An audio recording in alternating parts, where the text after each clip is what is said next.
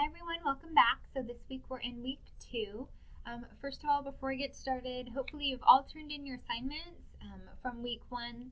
If you are missing either your discussion board, one of your responses to your classmates, if you're missing your supportive submission or your quiz, please make sure to get those submitted as soon as possible. These 8-week classes move really quickly, so I don't want you to get behind this early in the semester. Also, make sure you take a look at my feedback, any comments that I've left you, especially in your supportive submissions, but all of your assignments. It's really imperative that you take all of my feedback, my comments into account. Perhaps I've given you some advice into how you can modify your critical assignment topic. So just make sure you take a look at all of my comments, and your grade depends on it, right? So you really do need to look at my comments, take those into account as you move forward into future assignments, especially with APA feedback or APA formatting. If I've given you any feedback on how you can revise your writing head, your title page, your citations, anything like that, I do my best to try to give you some helpful hints. So make sure you're taking a look at your grade, any of my feedback. If you see any discrepancies in Blackboard, just let me know as soon as possible. So this week we're reading chapters 3 and 4 in our textbook. Chapter 3 is titled Body Basics, and here we're going to be learning about why it's important and why we study chemistry when learning about nutrition. So this class, KIN300, is titled Nutrition Science.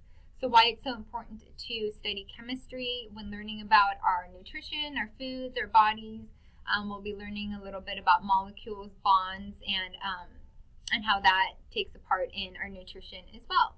Chapter 4 is our first in a series of chapters with our macronutrients, and we'll be discussing carbohydrates. So you have your PowerPoint lectures available here in these files, your YouTube recordings of the lectures as well that download them a lot faster. So you have one homework assignment this week on food labels.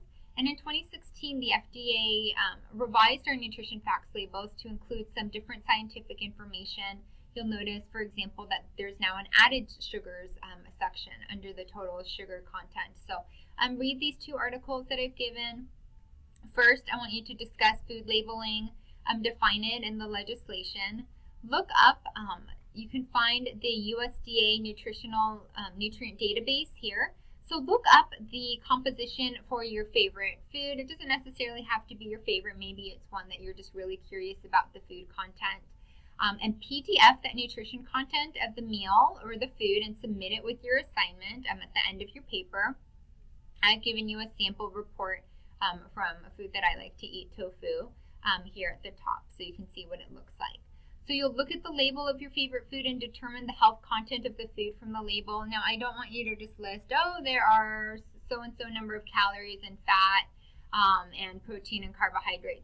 I really want you to use some critical thinking and think about what that means, what it means that there are 20 grams of saturated fat in whatever food content, whatever food item that you selected, and why it's beneficial or not, obviously, to your health. So I want you to discuss the nutritional content of your chosen food. Are you surprised by any of your findings? For example, if you're looking up an avocado, you might notice that there's a lot of fat in an avocado, but it's your healthy fats, right? Would you do anything differently now that you know the nutritional content of your food? And finally, in your conclusion, discuss how food labeling can be useful, how it can be used to create a healthy diet. Again, all submissions are required to be written in APA format, 12-point Times New Roman font, double-spaced, to have a running head, a title page, a reference page, and citation. So make sure that you are perfecting your APA formatting by the end of this class, definitely, but all throughout your kinesiology, your public health programs, whatever programs you might be in, it's really important that you are writing like professionals, right? And we want to prepare you to be better writers, prepare you if you move into graduate work or professional work to submit articles for publication. So we're just trying to prepare you in your writing skills as best as we can. And then finally, we have a quiz for week number 2 on the reading, chapter 3 and 4. Also, I don't remember if I showed you last week, but in this student resources section is a really good folder with a lot of tips on APA formatting, helpful hints. So there are a couple of video tutorials here that you can find here, a sample paper that you can find, and for me, I'm a visual learner, so it's really helpful to see what the running head looks like with the reference page. you know, the first line of the reference starts on the left margin and then the remaining lines are indented, for example. So a good guide there.